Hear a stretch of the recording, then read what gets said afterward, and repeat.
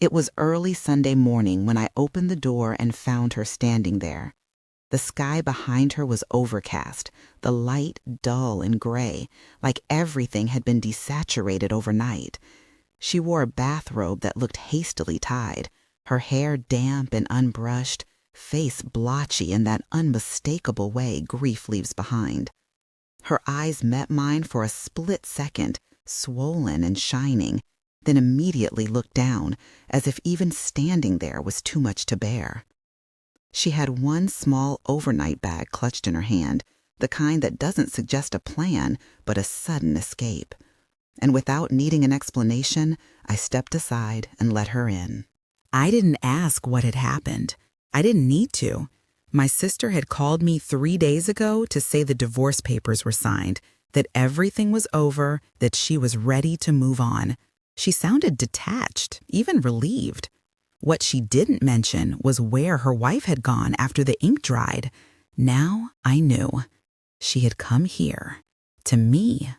I led her to the guest room, stripped the bed in silence, and replaced the sheets while she stood there watching, shoulders slumped, her presence more like fog than flesh. The room wasn't ready for her. Neither was I. Still, she entered it as if she belonged, as if there were no other place to go. She set her bag down beside the dresser, sat on the edge of the bed, and exhaled like someone who had been holding her breath for weeks. I returned to the kitchen and made coffee, the ritual familiar and grounding. I focused on small movements, the way the mug warmed in my hands, the smell of beans blooming into steam. It was easier than looking at her. Easier than naming what it felt like to have my sister's ex-wife suddenly in my house, broken and wordless, carrying the weight of something she wouldn't put into sentences. I left the mug for her on the nightstand and quietly closed the door. Throughout the day, I caught glimpses of her like a ghost settling into a new haunting.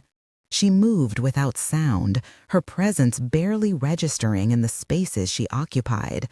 A folded blanket on the armrest, a pair of slippers left at the base of the stairs, the smell of her shampoo lingering in the hallway. She didn't speak, and I didn't push. We existed parallel, two women circling the same silence from different angles. In the evening, I passed by the guest room again and saw her curled on her side, blanket pulled high over her shoulder, one hand peeking out, fingers softly curled inward like a flower closing for the night. Her breathing was shallow but steady, and I stood there longer than I meant to, watching the gentle rise and fall of her back. There was something disarming in her vulnerability, something too intimate for someone I had never been alone with before. She had always existed at a distance, framed by my sister's stories, reduced to a role. Now she was here, without labels or context, stripped to something raw and human. It made my throat tighten. Later that night, I lay in bed and listened to the silence between the walls. My own sheets felt unfamiliar, like I was lying in someone else's room. I stared at the ceiling and tried not to wonder what her arrival meant, tried not to feel the strange heat that bloomed in my chest when I remembered the way her eyes flickered toward me that morning, or how her voice had trembled just slightly when she first spoke, not even to me, just into the house, into the air. I told myself it was pity, that I was reacting to her pain, that it was normal to feel this way when someone appears on your doorstep, visibly wrecked, seeking refuge. But the truth was, I wasn't feeling normal. I was feeling unsettled, off balance, aware of every footstep she took in the hallway, every soft sound of movement behind the door. I knew I shouldn't be noticing those things, but I was. And as I lay there, eyes wide open in the dark, I understood something quietly terrifying, that her presence in my home had already changed something in me, and I didn't yet know what. The first few days were shaped by silence. Not the kind that demands attention or fills the air with tension, but a softer, deeper quiet that wraps itself around everything, and makes time feel strangely slow. She didn't talk about the breakup. I didn't ask. There was an unspoken agreement between us, a truce built on the understanding that sometimes words only make pain harder to hold. So instead, we moved through the apartment like shadows, orbiting each other without impact. She woke up early every morning, always before me, her quiet footsteps padding into the kitchen, where I'd later find her sitting cross-legged at the table with a cup of tea, hair damp from the shower, eyes distant. I watched her from the hallway once, unnoticed, just long enough to feel the odd sensation of being a guest in my own home. She didn't take up space like someone imposing. She slipped into the fabric of my routine like she had always been part of it. Her mug beside mine in the dish rack, her towel hanging neatly near the bathroom door, her slippers pointed toward the hallway. She didn't call my sister. I never saw her phone light up with incoming messages. She didn't scroll through social media or sit staring at old photos. Instead, she read. She cleaned. She reorganized the spice rack without asking, alphabetized my vinyl records one afternoon while I was out, and folded the throw blankets in perfectly symmetrical squares. It was as if she needed her hands to be constantly occupied, to keep from unraveling. I let her. I let the silence stretch between us like a bridge we were both afraid to walk across. In the evenings, we sat in the living room with the television on low volume, neither of us fully watching. I pretended to scroll through emails or read a book, but I was always half aware of her presence beside me, the rise and fall of her breath, the occasional shift in posture, the way her fingers drummed absently against her knee. We never touched, not even accidentally. We kept a respectful distance on the couch, a neutral space between us, as if crossing it would tip something over. But even without contact, there was something deeply intimate about those moments. The shared silences, the quiet rituals, the absence of performance. I found myself memorizing the curve of her spine as she leaned forward, the way her mouth twisted slightly when she was concentrating, how she always tilted her head when she was reading something she liked.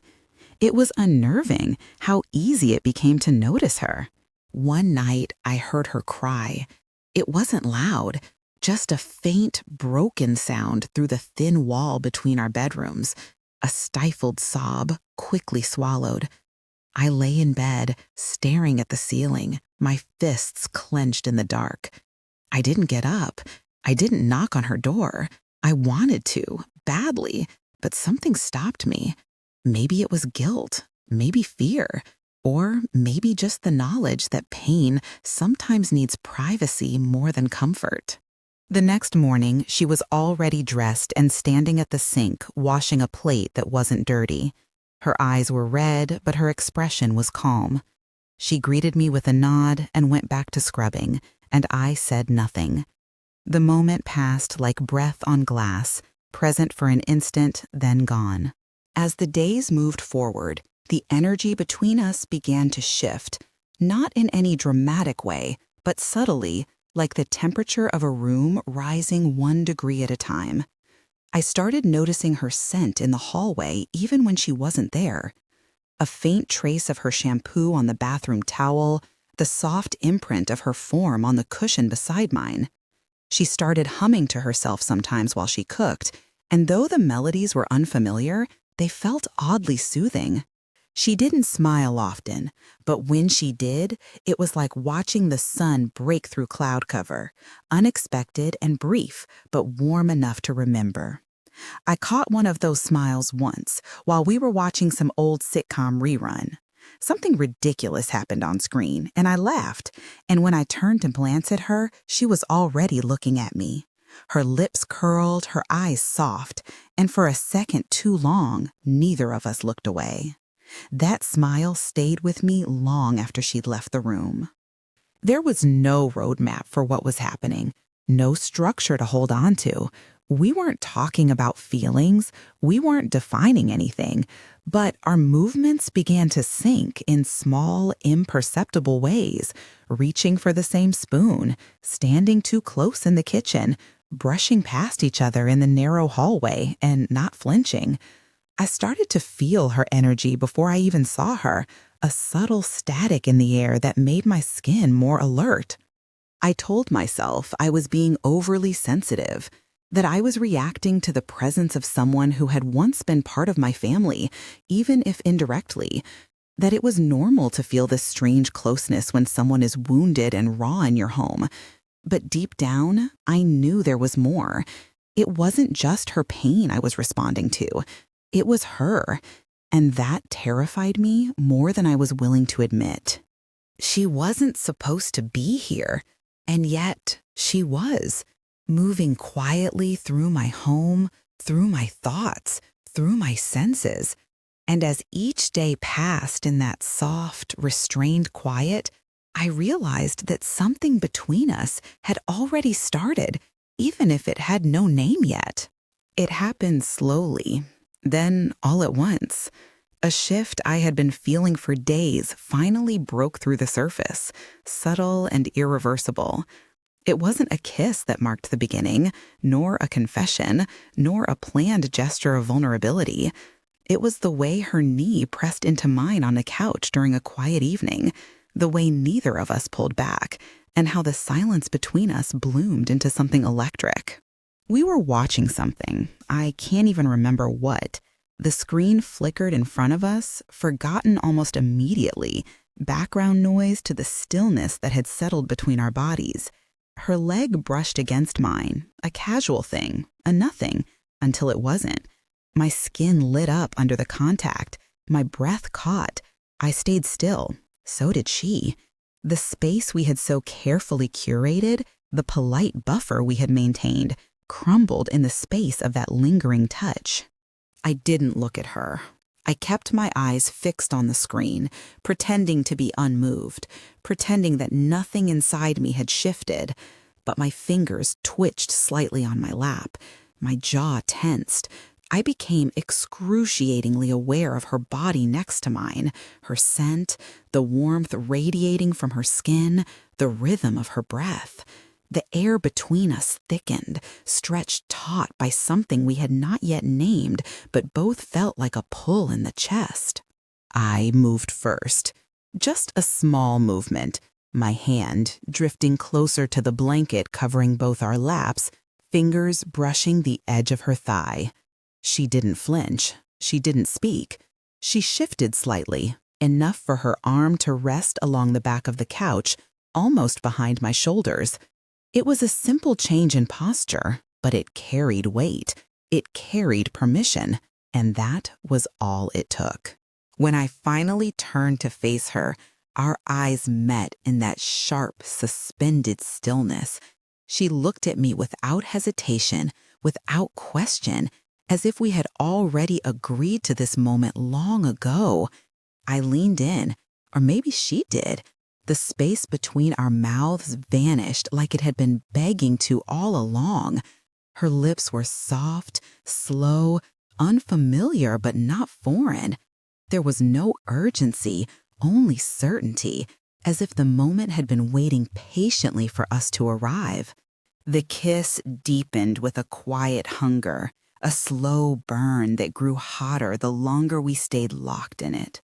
Her hand slid around the side of my neck, fingers threading into my hair, anchoring me to her. I felt the heat rising in my body, not just from arousal, but from release. The release of everything I had held back, every glance I had looked away from, every lingering moment I had dismissed. It all spilled into that kiss.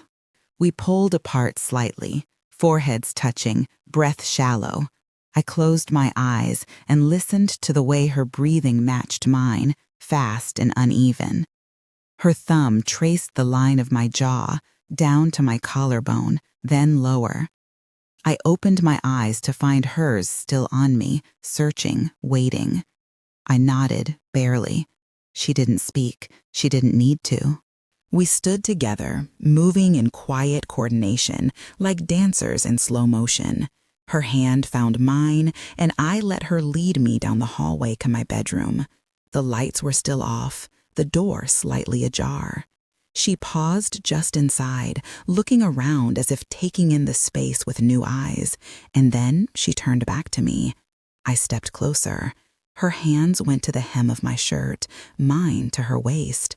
No words, no hesitation, just the sound of fabric sliding over skin and breath catching between us. She undressed me slowly, methodically, as if memorizing each layer she removed. Her lips found my neck first, warm and deliberate, her tongue tracing the edge of my collarbone before dipping lower. I shivered, my hands tightening on her back as I felt her mouth explore me. I let my head fall back, surrendering to the sensation of being wanted, of being seen, not just with eyes, but with hands and hunger. We fell onto the bed in a tangle of limbs and whispers of movement, the mattress sighing beneath us. Her skin was warm against mine, her body curving into mine with fluidity and purpose. I arched into her as she kissed a trail down my chest, her mouth pausing at every point that made my breath hitch. When her tongue flicked over my nipple, a moan escaped me, sharp and involuntary. She smiled against my skin, a quiet, knowing smile that I felt more than saw. Her hands moved with intention, guiding me open, spreading me out beneath her, as if this was what I had been made for. I felt the drag of her lips down my stomach, the pause at my hip, the delicate brush of her fingers against my inner thigh. My body pulsed with anticipation, every nerve drawn taut, waiting. And then she lowered her mouth between my legs, and I forgot how to think. The first touch of her tongue made my hips jolt. She held me steady, one hand on my stomach, the other cradling my thigh as she moved slowly, deliberately, learning me through sensation. I gasped, arching toward her, my fingers gripping the sheets as she circled and pressed and flicked with growing intensity. Her mouth was patient, her tongue unrelenting. I cried out, legs trembling, head thrown back into the pillow as the waves built higher and higher inside me. When I came, it was with a force that left me breathless, my body shuddering, heart hammering. She didn't stop right away. She slowed, soothing me with gentle strokes, her mouth a balm to the fire she'd lit. When she finally climbed back up beside me, her face flushed, her hair wild, I pulled her into my arms and kissed her with everything I had left. We lay together in the aftermath, tangled and quiet, skin damp and hearts unsteady. I traced patterns on her back with my fingertips, still trying to understand what had happened. Not the act itself, but the shift, the knowing, the way something invisible had snapped between us, and how the world now felt slightly tilted, as if nothing would quite look the same again. The restraint was gone. The line we never crossed had vanished, and somewhere deep inside me, in a place beyond fear or guilt, I felt relief, because whatever came next, we had stopped pretending, and I wasn't sure I wanted to go back. The morning after didn't feel like aftermath. It felt like something already absorbed into the rhythm of the house, like a note that had always been in the melody, just played louder now. I woke before her, tangled in sheets that still held the shape of our bodies and the scent of sweat and skin. My leg was hooked around hers, and her hand rested on my hip in a way that felt unthinking, instinctive. I didn't move. I didn't want to break the fragile, hazy stillness that clung to the room like dust and filtered light. She stirred slowly, her breath deepening as she turned onto her back. I watched her chest rise and fall, her lips parted slightly, her brow relaxed. There was nothing hesitant in her sleep, nothing guarded. She looked younger, or maybe just softer. I stared too long. When I finally slipped out of bed, careful not to wake her, I carried the silence with me through the apartment like a cloak. The kitchen felt different. The same tile under my feet, the same hum of the fridge, the same chipped mug in my hand, but all of it felt more intimate now, like it had been touched by her presence. I made coffee, deliberately slow, trying to keep my mind from spiraling. There were no rules for this, no script. She was still my sister's ex-wife. I was still a woman who had, for years, tucked away any instinct that ran close to this edge. And yet, the edge was behind me now. There was no use pretending I hadn't crossed it, or that I didn't want to stay on the other side. She walked in barefoot, wearing one of my old shirts. It was oversized on her, hanging off one shoulder, and it struck me then how deeply wrong it should feel to find her beautiful like this, and how deeply right it did. She moved through the room as if she belonged to it, pausing at the counter, wrapping her fingers around the cup I offered her without a word. Our fingers brushed. Neither of us pulled away. The hours that followed unfolded without friction. She showered. I folded laundry. We shared breakfast like nothing monumental had happened, like we hadn't spent the night pressed together in ways that rewrote every boundary we had once honored. But there was no awkwardness, no uncertainty, just a quiet, mutual understanding that whatever had shifted between us wasn't going to be dissected or labeled, at least not yet. She sat on the couch with her knees pulled up, reading something on her phone, her hair damp, her skin flushed from the shower. I watched her from the hallway, unnoticed. The way she curled into herself, the way she reached for the blanket with one hand while holding her coffee with the other, it was the comfort of a person who had stopped asking for permission. It should have felt threatening, but all I felt was warmth. We didn't touch much that day. A casual hand on the back, a brief touch to the arm when passing by. It wasn't restraint. It was ease, familiarity, the kind of physical closeness that didn't need constant reaffirmation. But even in those small contacts, there was something charged, something aware. Every brush of her fingers felt like a continuation of the night before, a soft echo that hummed just beneath the surface of every movement. I cleaned the kitchen while she napped on the couch. I swept the floor while she watched quietly from the doorway. There was an unspoken choreography to our day, a mutual orbit that had tightened without effort. And yet nothing felt demanded, nothing felt claimed. It was comfort, yes, but it was conditional. We were still careful, still hovering at the edge of something unnamed. Later, I found her sitting on the floor of the guest room, folding her clothes into neat piles, her suitcase open beside her. My heart dropped for a moment, sharp and irrational. She looked up, met my eyes, then smiled faintly and said nothing. She wasn't packing to leave, she was just creating order. I leaned on the doorframe, arms crossed, watching her hands move over fabric that I now knew by touch in the dark. She didn't ask for help. I didn't offer. We stayed like that for a while, just sharing air. That night, she slipped into my bed without announcement. She didn't kiss me. She didn't undress. She just curled up behind me, her arms sliding around my waist, her face tucked into the back of my neck. I closed my eyes and let the tension bleed out of my shoulders. Her body was warm. Her breath was steady. There was nothing urgent between us, just the quiet understanding that something had taken root and it was still growing. As I lay there, listening to the ticking of the clock and the quiet settling of the walls around us, I realized I wasn't afraid, not of her, not of what we were becoming. The fear lived only in the spaces between what we did and what we refused to say.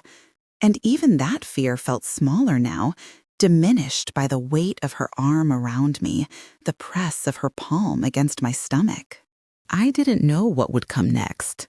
I didn't know how we would explain this to anyone else, or if we even would.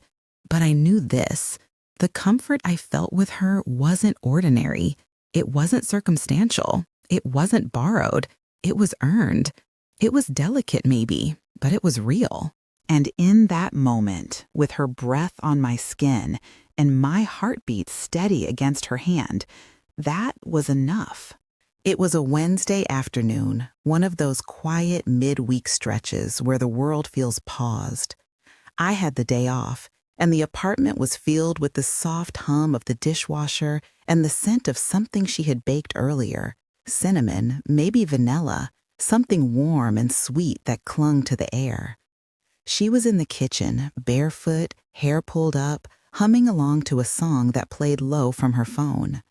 I watched her from the living room, unseen, sitting in the curve of the couch, half-folded laundry forgotten in my lap. There was nothing dramatic about the moment, no spark or noise, and yet something inside me realigned as I looked at her. She reached up to adjust the window blinds, letting the light spill across her body in a line that ran from her shoulder to her thigh. The shirt she wore was thin, almost sheer in the sunlight, and it clung to her back in a way that made my throat tighten. She moved with such unthinking ease, her body at home in the space, her presence woven into every inch of the apartment and into every beat of my awareness. I had seen her countless times before, but this time she felt inevitable. I stood up without thinking, walked into the kitchen slowly, as if pulled forward by gravity that wasn't mine. She didn't turn. She kept wiping down the counter, not startled, not stiff. I stepped closer, and my hand slid lightly along the small of her back, resting there, barely a touch. Her body stilled. I felt the pause in her breath, the tension that wasn't fear, but anticipation. She didn't move away. She leaned into it. Later that evening, when the sun had dipped behind the rooftops and the apartment was bathed in the gold blue of early dusk, we lay on my bed in a tangle of limbs and silence. The sheets were kicked halfway down. Her cheek rested on my chest, her fingers drawing aimless patterns along my rib cage. My arm was wrapped loosely around her back, hands splayed just below her shoulder blade. Neither of us had spoken for a while. We didn't need to. Our bodies had already said everything. I remembered the way her mouth had moved against mine earlier, how slow it had been, how unhurried. She had kissed me like she had all the time in the world, and I let her. I let her explore my skin with her hands, her mouth, her breath. There had been no rush, only certainty. She had straddled my hips, palms braced on either side of my shoulders, her hair falling like a curtain around us, her eyes never breaking from mine. She had undressed me slowly, reverently, and I had opened to her like I had never opened to anyone. When her fingers slid between my thighs, I gasped, not from surprise, but from how deeply I needed it. She knew. She understood the rhythm of my breath, the arch of my back, the places where her touch unraveled me completely. I had clutched at her shoulders, nails biting into her skin, as her body moved against mine in perfect rhythm. When I came, it was not with a scream, but with a broken whisper, a quiet surrender that left me shaking and breathless. Now, lying tangled with her, I felt emptied and full all at once. Her breath against my collarbone was steady. I ran my fingers through her hair, slowly, almost rhythmically, and thought about how foreign and familiar this all was, how impossible it should have been, how right it had become. She shifted beside me, her leg hooking over mine, pressing closer. My eyes drifted to the ceiling, where shadows danced from the slow turning of the fan overhead. I thought of the version of myself that existed just weeks ago, careful, distant, tethered to an idea of stability I now realized had nothing to do with honesty. I had lived with a self-imposed axis for years, a center I never questioned, and now it had tilted. Not abruptly, not violently, but fully, completely. She whispered my name once, soft and low, half asleep. It wasn't a question. It wasn't a plea. Just a statement, a confirmation. I didn't answer. I pulled her tighter instead, tucking her against me, and let the silence speak for both of us. That night, I couldn't sleep, not because of doubt, not even because of fear, but because of the overwhelming awareness that I was no longer who I had been. Something had shifted in the deepest part of me, not just in how I felt about her, but in how I understood myself, what I wanted, what I could no longer pretend to avoid. I slipped out of bed around 3 a.m, pulled on a robe, and walked barefoot into the living room. I stood by the window, looking out at the quiet street, the occasional flicker of headlights in the distance. My reflection stared back at me in the glass, softer, a little undone, but strangely at peace. I didn't recognize the woman I saw, but I didn't fear her either. Behind me, I heard the rustle of sheets, her footsteps. She didn't call out. She just came up behind me and wrapped her arms around my waist, resting her cheek against my back. I covered her hands with mine and closed my eyes. The world hadn't noticed, but mine had shifted, and I knew in that stillness that it would never be the same again. She was gone when I woke up. It was a small thing, a subtle absence. The side of the bed still warm, the dent in the pillow still visible, but her body no longer there. At first, I thought she'd gone to the kitchen. I listened for the sound of the kettle, the fridge door, the soft shuffling of her steps across the floor, but the apartment was quiet, too quiet. The kind of quiet that doesn't just mean alone, but emptied. I got up slowly, my skin still carrying the remnants of her touch, my body heavy with the comfort of the night before. I pulled on a robe and stepped into the hallway. Her slippers weren't by the door. The guest room, once neatly filled with her scattered belongings, was stripped bare again. The bed made, the air undisturbed. Her scent, which had slowly infiltrated the corners of my home, felt distant now, like a dream dissolving upon waking. On the kitchen table was a note, handwritten in small, deliberate print. Just one sentence. I just wanted to feel wanted. Thank you. No explanation, no apology, no contact number.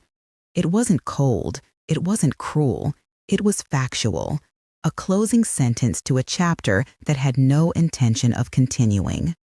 I stood there holding the paper in both hands, the ink pressing through the page like it had been written slowly with pressure. My chest felt hollow and tight at the same time, my throat raw, though I hadn't said a word. I didn't cry, not right away. Instead, I sat down, right where she'd once sat folding napkins into triangles, and let the morning light filter across the wood like it had before, only now without her. The hours that followed felt disjointed, like I had entered a replica of my own life, but none of the pieces quite fit. Her toothbrush was gone, her mug was gone. The hoodie she used to wear around the house, the one with the fraying cuffs, vanished. She had moved with intention, with clarity, like someone who knew exactly what she needed to take and what she needed to leave behind. I kept hearing my sister's voice in my head, casual and clipped, announcing the divorce like a weather forecast. And now, as I sat alone in the house that had held us both in ways no one else knew about, I couldn't stop thinking about how none of this was part of any plan. How she had entered my world not as a guest, not as an echo of a failed marriage, but as a storm, brief, quiet, disorienting, and unforgettable. Weeks passed, then months. I never heard from her again, but I saw her. Once. It was a Sunday afternoon, warm and too bright. I was sitting at an outdoor cafe downtown, sipping bitter coffee and pretending to read, when I looked up and saw her across the street. She was with someone, my sister. They weren't holding hands, but they walked close. Their shoulders occasionally brushed. They laughed at something. The sound carried faintly across the traffic. My sister looked radiant, confident, herself. And she looked at her the way she had once looked at me. Carefully, curiously, like she was still collecting her. She didn't see me. Or maybe she did. I didn't wave. I didn't flinch. I just watched them until they turned the corner and disappeared from view. I sat back, let the coffee go cold, and stared at the empty space where they had been. I tried to feel angry, betrayed, jealous, but all I felt was a strange detachment, as if what had happened between us didn't belong to either of them. As if it had been mine alone to hold, and now it was just an outline. Back at home, I went to the bedroom and opened the drawer where I'd placed the note. It was still there, folded neatly. I didn't read it again. I didn't need to. I closed the drawer and sat on the edge of the bed, staring at the window and wondering if it had all been real or just a misalignment in time. The truth is, she never lied. She never promised more than the moment. She didn't come to me looking for a future. She came because she was broken and I was open. Because I had a space to offer and she needed to feel wanted in a way that didn't require explanation. And I gave that to her, freely, completely. Now I live differently. I walk slower. I notice smaller things. I understand how intimacy can slip in through the smallest cracks, how love doesn't always ask permission, and how sometimes it leaves before you can even ask it to stay. People ask if I still talk to my sister. I do, occasionally. Our conversations are polite, surface level, dipped in casual familiarity. I never bring her up, neither does she. But sometimes, when my sister smiles a certain way or pauses before speaking, I wonder what she knows, or what she suspects, or what she feels when she looks at me and sees something that used to be hers. Sometimes, late at night, I still reach for the other side of the bed before I remember it's empty. And sometimes, in that space, I feel her, not as she was to my sister, but as she was with me. Temporary, honest, unnamed. She was never mine, but for a moment, she let me hold what no one else could. And now that she's gone, I live in the echo of that permission, still wanting, still remembering, still rearranged.